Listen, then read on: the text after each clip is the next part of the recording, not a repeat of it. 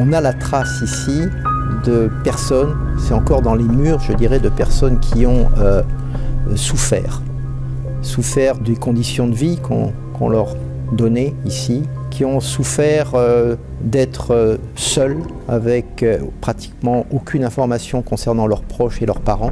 Ils n'avaient droit comme seul moyen de correspondance qu'à des cartes postales. Ils vivaient dans le froid, dans des conditions d'hygiène insalubres, dans un espace clos comme une prison, sachant que 2000 d'entre eux ne sont pas revenus parce qu'on les a déportés du camp des Milles pour les assassiner.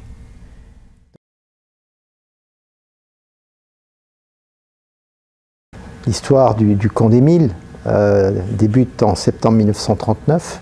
On vient à peine de déclarer la guerre. On va interner dans cette immense tuilerie des Allemands, des Autrichiens, des Tchécoslovaques, parce qu'ils sont des ressortissants qui appartiennent à la puissance ennemie. On est d'accord qu'ils ont fui le régime nazi parce qu'ils étaient persécutés, menacés. Ben là, Daladier, qu'est-ce qu'il va se dire dans sa tête? Parce qu'il a peur. Ah ben peut-être que ces personnes-là peuvent commettre des actes d'attentat, de terrorisme, de sabotage, d'espionnage. Il va ouvrir 242 camps d'internement sur tout le territoire français, dont les Milles. Ces hommes-là, qui ont fui en France, pays des libertés, pays des droits de l'homme, ben, ils se sont dit, c'est bon, on a confiance, on ne va pas nous trahir. Sauf qu'ils vont se retrouver enfermés ici pendant des mois, parfois sans savoir même s'ils vont pouvoir sortir un jour d'ici vivants. Il fait froid. Quoi d'autre? Ça sent la poussière, en effet. C'est sombre aussi. Donc les internés qui arrivent ici en septembre 1939, qui pensent rester là quelques jours, voire quelques semaines, ne pensent pas bien évidemment à prendre des vêtements chauds. Et se retrouvent ici en hiver avec parfois des températures négatives, avec seulement une petite veste par exemple. Déjà qu'ils sont mal nourris, qui dorment mal, etc., le froid, ça vient rajouter à la souffrance à ce moment-là. Ensuite, il fait sombre, nous on a de la chance, on a des néons. Eux, ils avaient des ampoules au bout des couloirs, sinon c'était éclairé à la bougie. L'odeur, c'est l'argile, tout simplement. Vous avez de l'argile partout, dans les fours. Il y en avait aussi sur le sol. Alors nous, on a rajouté ces plaques de béton. Mais voilà, les internés, en fait, ils avaient une paillasse par terre, une couverture et ils dormaient directement dans la poussière d'argile, dans la terre d'argile. On a enfermé des personnes ici, dans ces conditions-là, à cause de leur nationalité, à cause de leur identité. Parmi ces hommes, de nombreux artistes.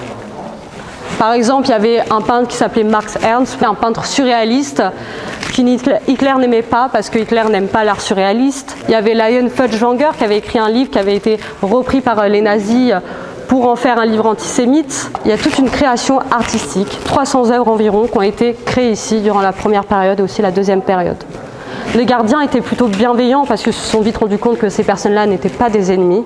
Et donc parfois même leur passer des commandes. Peut-être que vous aurez le temps tout à l'heure d'aller voir la salle des peintures, qui est l'ancien réfectoire des gardiens, qui est toute peinte, voilà, une commande des gardiens aux internés.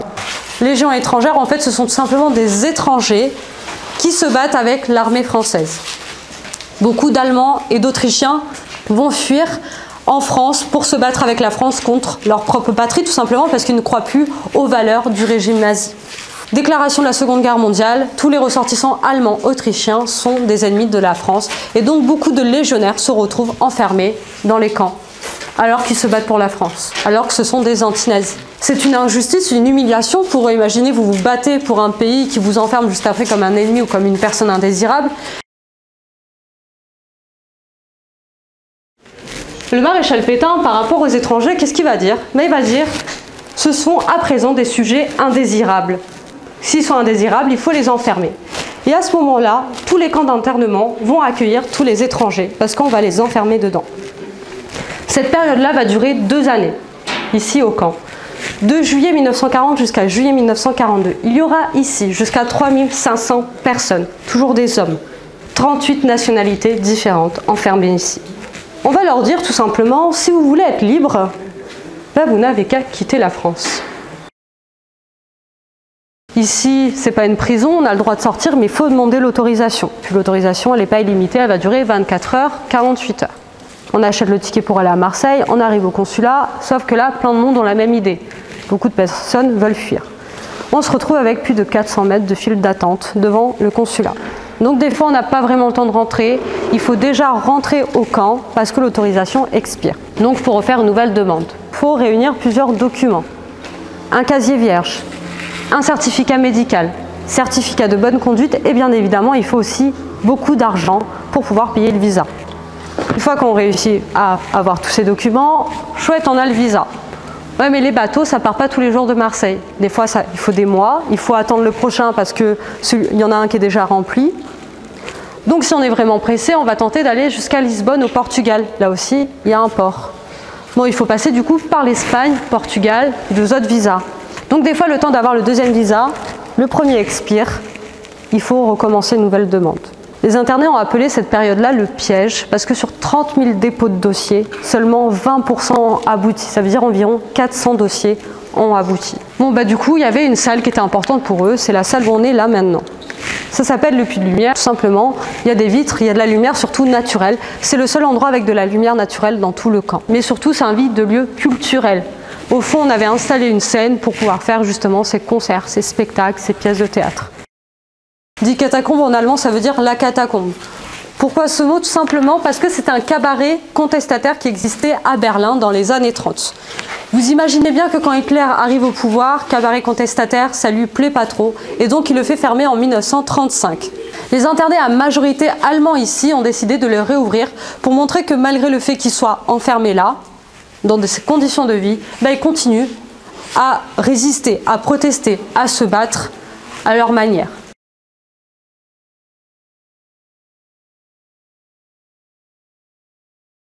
20 janvier 1942, aux dignitaires nazis, industriels, scientifiques. Ils vont se réunir à la conférence de Wannsee et c'est là qu'ils vont élaborer la solution finale à la question juive. Donc la mise en place des camps d'extermination, 6 au total en Pologne, dont le plus connu aussi Auschwitz-Birkenau. Dans ce camp, c'est 1,1 million de juifs assassinés. C'est 2000 personnes par jour qui meurent à Auschwitz. Ceux qui ne vont pas pouvoir partir d'ici, à un moment donné, seront véritablement en danger.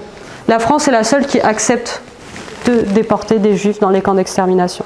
Et là, quand on parle de faire du zèle, le gouvernement de Pétain en est un excellent exemple parce qu'ils vont même proposer d'envoyer les enfants. Les nazis ne l'ont jamais demandé, c'est la France qui l'a proposé. L'Émile va connaître du coup une nouvelle histoire. Après avoir été un camp d'internement, de transit, ça devient un camp de déportation pendant 2 mois. De août à septembre 1942, il n'y aura ici que des juifs. Cette fois, il y aura aussi les femmes et les enfants ici, avec les hommes. 5 convois vont partir de ce camp. La police française qui s'occupe de ça et qui gère ce camp. Ce ne sont pas les nazis. Les nazis arrivent bien plus tard dans le sud de la France. Il y a 2000 juifs qui vont être déportés d'ici. 98 enfants. Plus jeunes avaient moins d'1 an. Tous les volets étaient fermés et toutes les fenêtres ici. Sauf que l'été 42, c'était un été caniculaire. Il faisait extrêmement chaud. Donc si tout est fermé, il n'y a pas d'air qui circule. Il pouvait faire jusqu'à 40 degrés ici. Il y avait des bébés quand même qui étaient là. Malnutrition, quasiment pas d'eau. C'était terrible pour eux de vivre ça. Quand elle regardait de ce côté, vous qui êtes à côté de la fenêtre, qu'est-ce que vous voyez? Le chemin de fer qui passe par là. Le wagon, une fois qu'il est fermé, le problème c'est que le train ne part pas de suite. Des fois, il met jusqu'à 48 heures pour partir. Mais si le wagon est fermé, il reste fermé avec les personnes dedans pendant 48 heures sous la canicule. Certaines femmes ont tenté de se suicider. 20 tentatives de suicide ici, 5 ont réussi, dont une mère avec ses 2 bébés. Voilà pourquoi c'est important de venir visiter cet endroit aujourd'hui. Parce qu'encore aujourd'hui, malheureusement, on veut parfois nier cette collaboration, la minimiser. Non, il faut reconnaître ce passé pas glorieux du tout de la France, c'est important.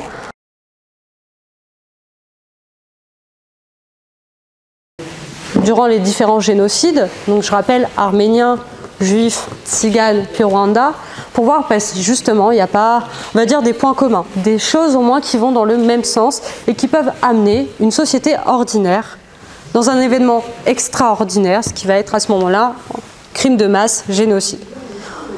Comprendre ça, c'est comprendre aussi comment aujourd'hui on peut arrêter ça. Qu'est-ce que nous on peut faire à notre place pour résister? Et donc c'est vrai que dans cet héros, il y a un peu toute cette discrimination, rejet de l'autre, racisme, xénophobie, préjugés, stéréotypes. Ça a plein de mots différents finalement pour dire un peu la même chose. Le problème, c'est quand, entre le terreau et l'étape 1, il y a une fracture. En fait, il y a une crise, tout simplement. Même plusieurs, parce que les crises ne viennent jamais seules. Par exemple, en Allemagne, dans les années 30, c'est la crise économique, financière qui arrive. Dans ce terreau, on était nous, individus, qu'on était bien dans notre vie, on arrivait à vivre ensemble.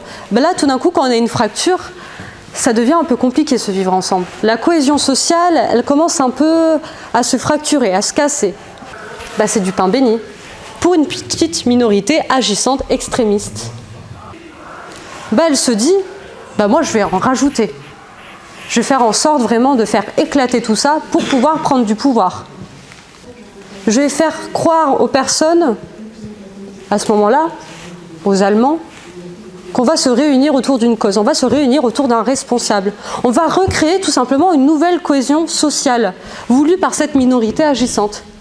Je vais dans le terreau, il y a des préjugés, je les prends et je m'en sers. Pour avoir de plus en plus d'adhérents, je désigne un bouc émissaire idéal, un responsable. Je fais appel aux bas instincts de l'homme. Je fais appel à la peur. Mais si la minorité aussi arrive à avoir autant d'emprise, c'est qu'à côté, il y a cette majorité passive. Bon, on accuse les juifs, c'est pas mon problème. J'ai pas envie de m'occuper de ça, moi d'abord. Donc, il y a deux méthodes. Par exemple, Hitler a tenté le coup d'État en 1923.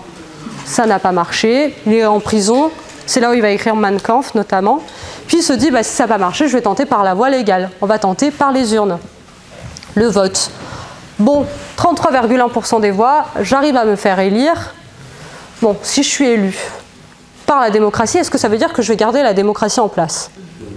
Non, en effet. Moi, ça ne m'intéresse pas la démocratie. Moi, qu'il y ait d'autres partis qui existent que le mien, jamais de la vie. Le but, c'est que je dirige seul. Pas qu'il y ait des opposants qui viennent me dire quoi faire ou qui viennent m'arrêter. Bah, je supprime la démocratie. Bon, là, Hitler est passé par la démocratie pour avoir les pleins pouvoirs. Il a demandé un vote, il a manipulé. Il a utilisé l'incendie du Reichstag. Voilà. Mais bon, une fois que moi j'ai les pleins pouvoirs, on enlève les partis politiques, on enlève les opposants, on les enferme tous dans des camps. Propagande, ministère de la propagande, tant qu'à faire, comme ça, on sait qu'elle va aller dans tout l'État. Et puis on utilise le langage de déshumanisation.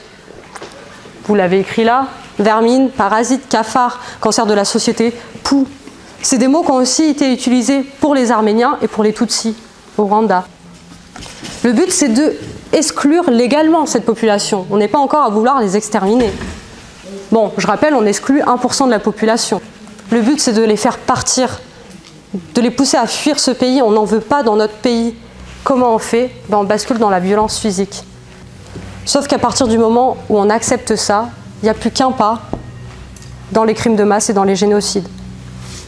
Est-ce que là, il y a seulement les juifs qui sont menacés, qui vont potentiellement dans les camps d'extermination? Les menaces, c'est contre tous, c'est plus contre la petite minorité.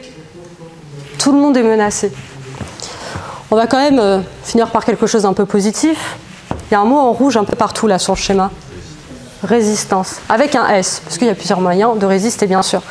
Mais à votre avis, on va résister plus facilement où? Étape 3, terreau, étape 1, oui? Au terreau. Au terreau.